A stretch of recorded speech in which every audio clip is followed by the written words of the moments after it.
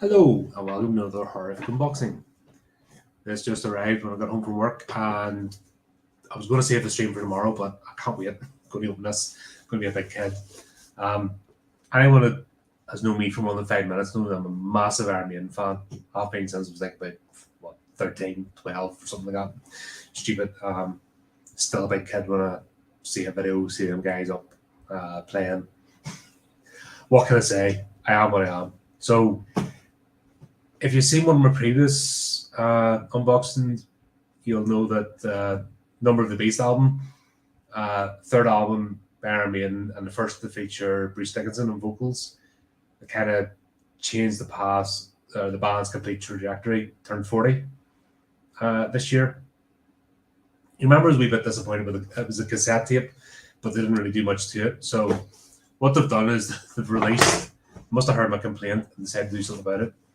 Or else I know I'm going to buy those stuff, but they've released an album set of not just the album, but the Beast in Hammersmith. So the first live gig at Hammersmith Arena that basically Iron Maiden first appeared with Bruce's vocals and this album. So we say we'll get started because there's no way I'm reading this till tomorrow to open. And just in case you think I have money, I don't. As a birthday present from last week, my mummy got me. Love you, mummy. But obviously it was in pre-order, so it only got released today. There you go, through the door. And I'm like, like a wee kid, because you can grow old, but it doesn't mean you have to grow up. That's the rules. Never that. God, this is big and well packaged.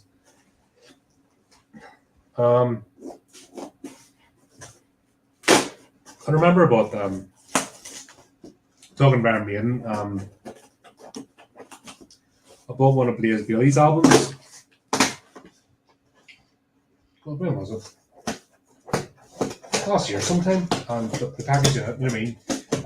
When you get vinyl sent to you, the packaging is second to none. But there's something about, I know in the digital age and all that good stuff. What do you go? Tell you what, they're not. This is going to take 10 minutes just unboxing. Level 1, now we're into level 2. Let's see, they're not messed about. But then again, the last thing you want is when you're buying getting a collector's edition or something is for it to get destroyed. So well packaged anyway. Here we go. Oh, yep. Trying to see some shiny stuff. Do you know, one of these days I'm going to open, because as you know, I'm streaming these now rather than pre-recording them, and what's in the box is what's in the box. You probably saw it last night. Not always 100% sure how things are going to turn out, but then again, that's half the fun of doing this. Oh, here we go. Oh. Sorry, I'm going there now. It doesn't. Holy crap! Oh, you feel it. Oh.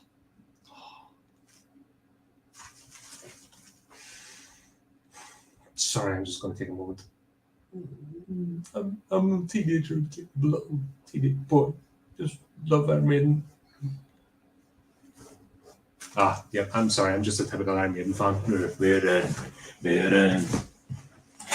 There's only when you're an Iron Maiden fan, there's only two types of music. There's Iron Maiden and there's not Iron Maiden. That's it. That's all the genres of music that exist. Sorry, but it's true.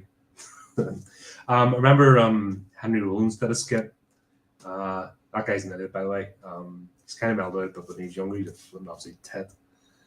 But he's making a joke about Iron Maiden fans because he's always coming on as a sport act because, you know what I mean, not big enough to headline anything.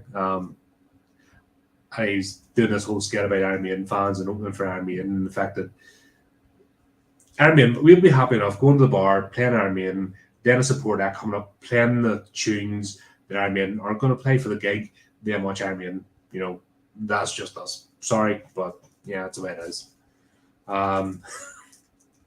Yeah. And he was joking about, you know, the way we get on. It's true. Sorry, but it is. And I embrace it. And do you know what? I have a smile on my face. I'm happy. Are you happy? See, the ones that get me are, see, the people that absolutely despise Iron Maiden and they've never even listened to their music. And you see them online, especially in metal. That's why I don't. In terms of metal, I hate metal culture. Now, it's okay as a teenager, but once you grow up, I hate the online metal culture. It's disgusting. Like, there's fucking hello. Not much going on up there, and the way to get on. But when you see a metal video or something about Iron Maiden, and the ones that just rip into them, you know they've never listened to the guys in their life, and they're miserable bastards. One thing about, you look at any Iron Maiden concert, and you look across the world, every country in the world, you can imagine Iron Maiden played. You still continue to play. In fact, I need to check see if there's tickets left for February. Doing that after this. But yeah, you look at happy people. Happy people. And that's all it is. We've just got a smile on our face. We're fucking happy. We're all one tribe. At that moment, if you've got an Iron Maiden shirt on, doesn't matter who or what you rub your bits against, what fucking shade on the fucking G-Docs cover shirt you are, we're all the same tribe. That's why these woke idiots annoy me, because they don't get it. They're fucking morons. We have decades fucking before these idiots ever fucking popped in their test tubes. I've been getting along with common interests and hobbies. Oh my god, this is beautiful. Oh, right. I'm sorry, you just had that. The shininess. The shiny. I'm going to hide behind Eddie here. Oh my, look at this. There's something about the artwork, you know what I mean? This is what me and Iron Maiden, what it is. Oh, I've got comments. Let's see who's on. Oh, God. This is how, like, I've reached the next level. Look, I've got spam. I've got spam in this live chat. Oh. Level up, YouTuber. Level up. That's when you know you've made it. When you get spammers in the live stream. Oh my god, brilliant. This is going to be a good night. What can I say? But who's back? Sorry, again, the reflection of all my wonders. I could just, do you know what? I'll just sit here and I'll stare at this for 20 minutes. You carry on, do whatever you need to, and come back when I'm ready to turn. Holy crap! That's one thing. The artwork. There's also it's not Friday. Do you remember what I said? Hang on. Do you remember I did the unbox for these boyos? Not be able to do a wee comparison, right? So remember I said my complaint was there was no little human figure down here. So just to explain what I'm talking about, Eddie, obviously, Beelzebub, and then little human figure. No, just to show how insignificant we are to everything. I was disappointed about Legacy of the Beast. Something didn't make that sound. Oh, that's message from Ari. Oh, so here we go. Hang on. If you don't know, Steve Harris, Nico McBrain calls him Ari. You know, it's always been nickname. Gotta keep up with it.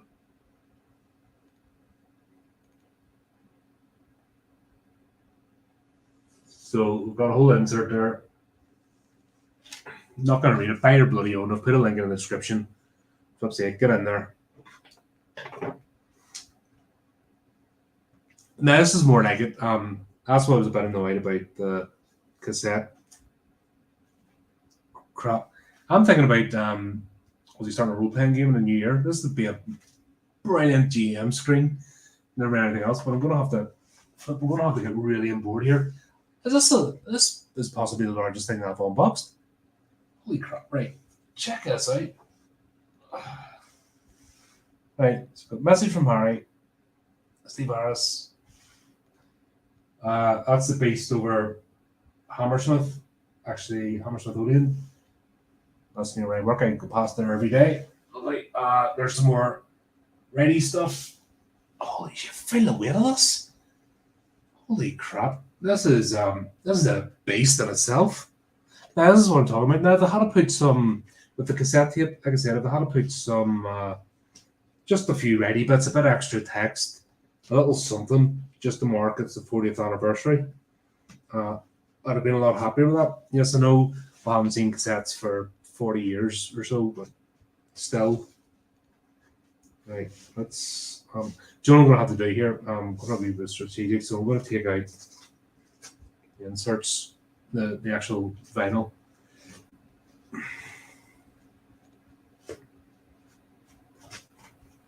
How many of these did I say I was getting?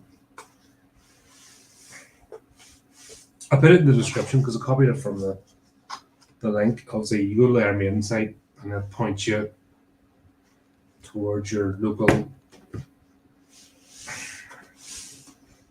album, right? Holy sh! Right. Is that open now? No, right. So here we go. Let's bring this a bit closer. Sorry, I'm going to hide behind the screen. So what we got here is Number of the Beast album, side A, side B, and then we've got Beast over Hammersmith, and that's 1, 2. So we've got 3. Yeah, Number of the Beast, side 1, side 2. Beast over Hammersmith, we've got side 3, side 4, side 5, and side 6.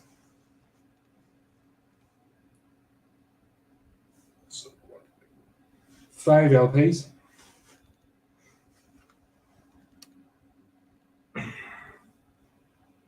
And obviously, if you've seen Number of the Beast video in Hallowed by Thy Name, tell you what, that's. Do you know what? Even taking vinyl out, that's still chunky. This is a chunky monkey piece of work. Oh god, this is making me so happy. I'm just being a quick kid, sorry. I will set you there. Right, what have we got? Iron Maiden, Beast in the Road World Tour. And then we've got. Right, I do believe. Right, here we go. So, of course, back in the day, we had Steve Harris, Clive Burr, R.I.P., Adrian Smith,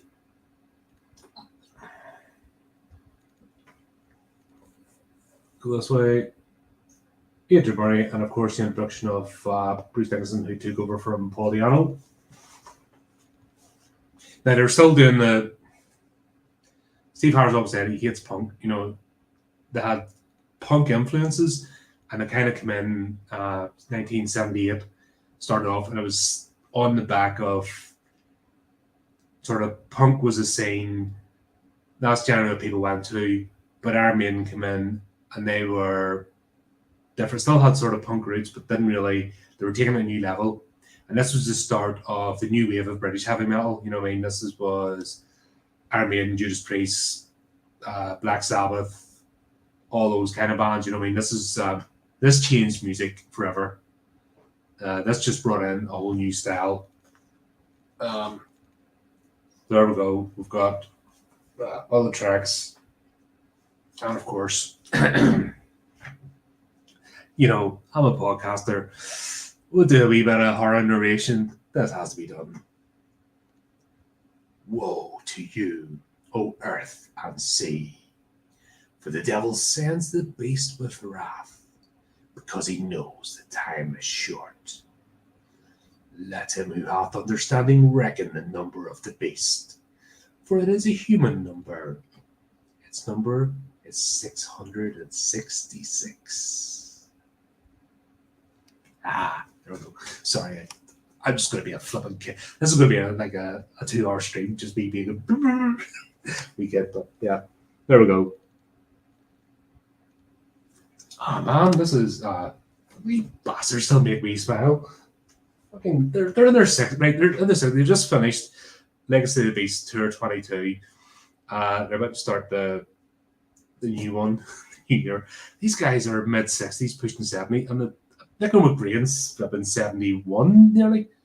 The drummer, I flipped them more energy in their flipping baby fingers than I've got in my entire body. Like, flip's sake, I just go and work normally and I'm knackered and trying to do a wee bit of a podcast. And I'm shattered this time of night. I'm flipping, these guys are like everything. Oh, if you've seen that podcast with Bruce Dickinson and Ben, forget the Psycho Schizo Espresso, some of the stuff that come off of that. But this is obviously the two from the Beast over Hammersmith. Let's go with this one first. Beast in the Road World Tour, 1982. God, where did they go? God, they went everywhere.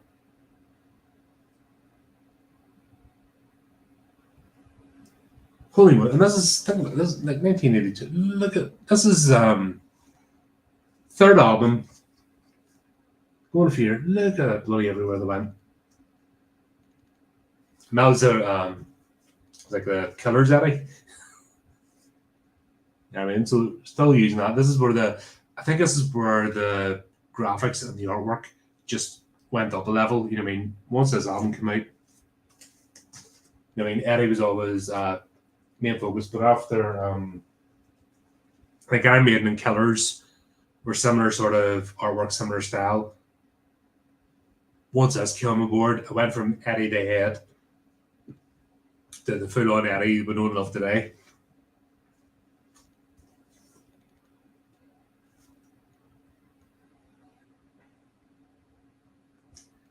So we've got a few. I'm gonna obviously I'm not gonna bore you all the tears. I'm gonna be reading all this even before I stick. It's been late at night. Tomorrow this is getting played, obviously. But tonight I'll be reading over all this stuff. But we've got a wee bit of a bio, a few bits from each of the band members.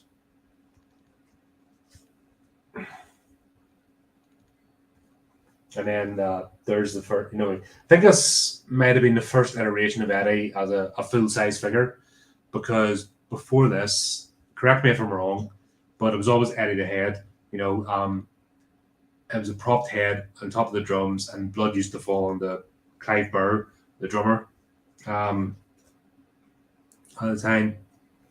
And it was all, any gunk they could find. And this was the first of like stage horror shows even before Alice Cooper became a thing. This is kind of the first of that, bringing a bit of theatrics into the sort of hard rocking genre. And it stood the thing is, punk has kind of come and went. It's it's still a fringe thing. These guys have never been in the mainstream. They're too big to ignore, but they've never had the mainstream support of other bands, even other heavy metal bands, and that includes radio play and everything else. Even like UK hate them, like the UK media establishment absolutely despise these guys. It's quite sad. But when you look, especially London, these guys are all Londoners.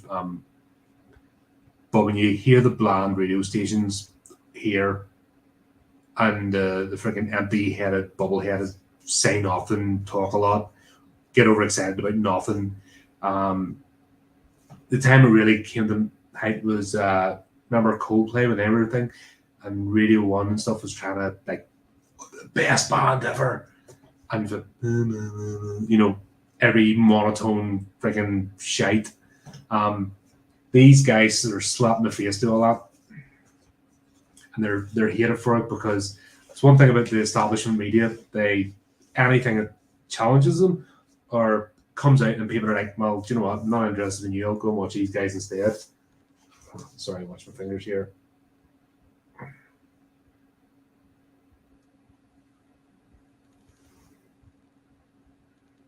Don't know if you can see that. Hammersmith Odeon.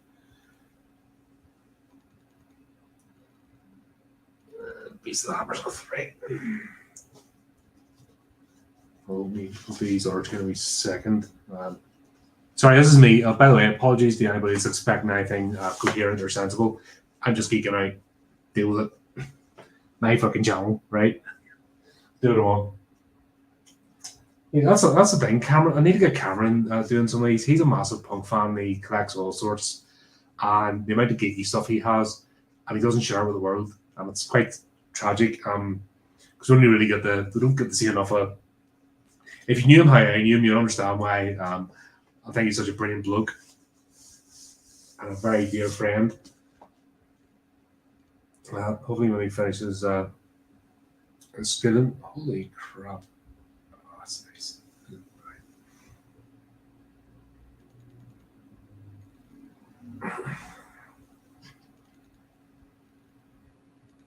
Nope. Turn it around. Right, one more, and then I'll release you all to get away from my nerdiness.